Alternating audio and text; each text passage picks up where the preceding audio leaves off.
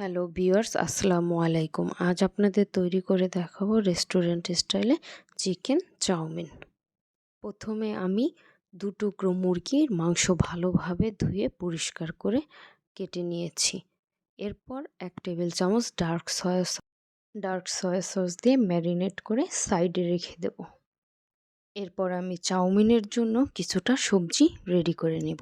নিয়েছি 1 কাপ গাজর, 1 কাপ বরবটি, হাফ কাপ ক্যাপসিকাম, নিয়েছি 2টি পেঁয়াজ পার্ট টু বাই পার্ট খুলে নিয়েছি। এরপর নিয়েছি 4 থেকে 5টি কাঁচামরিচ।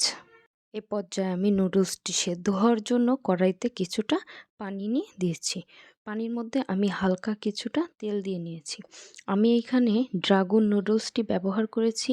রেস্টুরেন্ট স্টাইলে চাউমিন রান্না করতে হলে অবশ্যই আপনাকে মোটা নুডলসটি ব্যবহার করতে হবে। এ পর্যায়ে পানি গরম হয়ে গেলে আমি নুডলসটি ছেড়ে দিয়েছি। এ সাইডে নুডলসটি সেদ্ধ হতে হতে আমি সস রেডি করে নেব।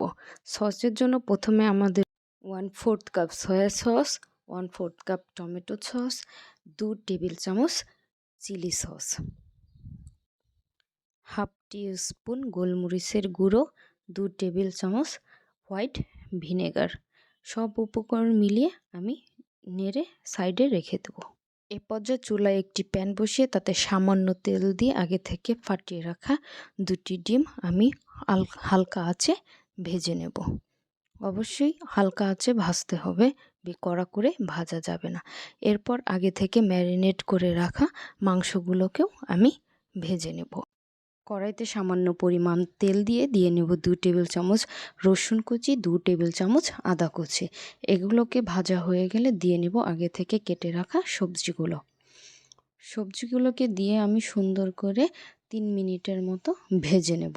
এ পর্যায়ে দিয়ে নেব আগে থেকে ভেজে রাখা মুরগির মাংসগুলোকে দিয়ে ভেজে আমি দিয়ে নেব আগে থেকে তৈরি করে রাখা সস দিয়ে আমি ভালোভাবে নেড়ে চেড়ে নুডলসগুলোকে দিয়ে দেব। এর পর্যায়ে সুন্দর করে নুডলসের সাথে মশলাগুলোকে মিশিয়ে নেড়ে আমি এইখানে দিয়ে নেব 1 টেবিল চামচ চিনি দিয়ে ভালো করে নেড়ে আমি এইখানে দিয়ে নেব আগে থেকে ভেজে রাখা ডিমের